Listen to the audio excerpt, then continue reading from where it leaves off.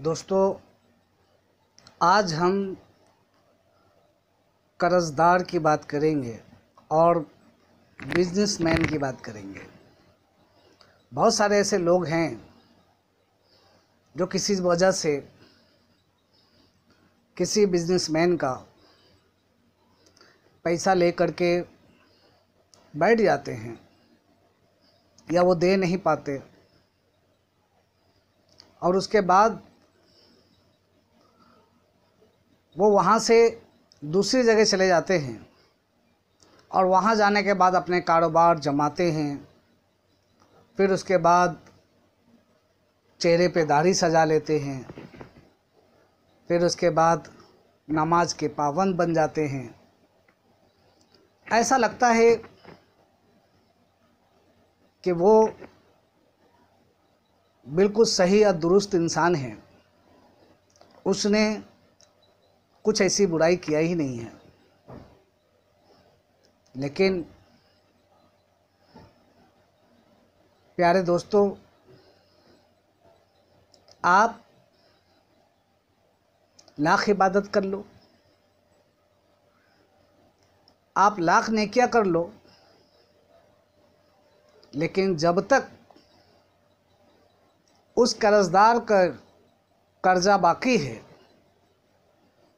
हाँ, अगर आप सामने हो तो कोई हर्ज नहीं है।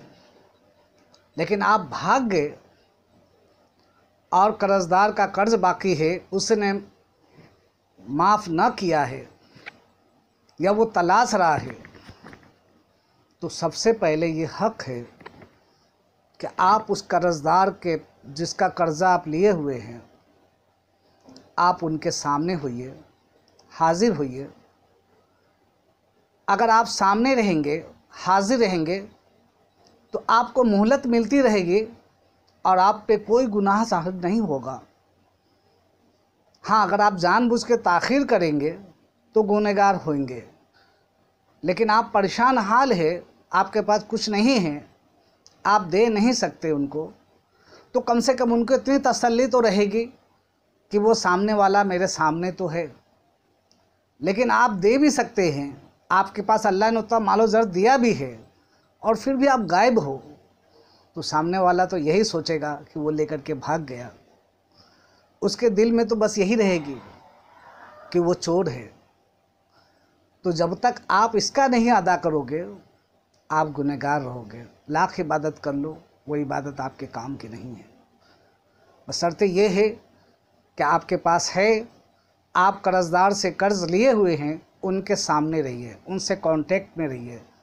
ठीक है, आज न कल होगा, देंगे इंशाल्लाह। लेकिन छुप जाना, फ़ोन नहीं उठाना, बहुत सारी ऐसी बातें सामने आती रहती है और लोगों से जुमले सुनने को मिलते हैं कि बहुत सारे लोगों ने ऐसा किया है। तो मेरे भाई, इससे आपकी इज्जत भी जाएगी, रुसवाई भी होगी और आप गुनहगार भी होंगे। इसलिए अगर आपका लेन देन है, बिजनेस का मामला है या कुछ भी ऐसा लेन देन है, आप सामने रहें और सामने रहने के बाद में आपसे जैसे जैसे हो वैसे वैसे उनको अदा कर दें। ये बेहतर है। ये नहीं हो कि हमने 10 दिन का लेकर के बैठे हैं और आलीशान मकान बना रहे हैं या हम आलीशान गाड़ियाँ लेके बैठे हैं। ये नहीं होनी चाहिए।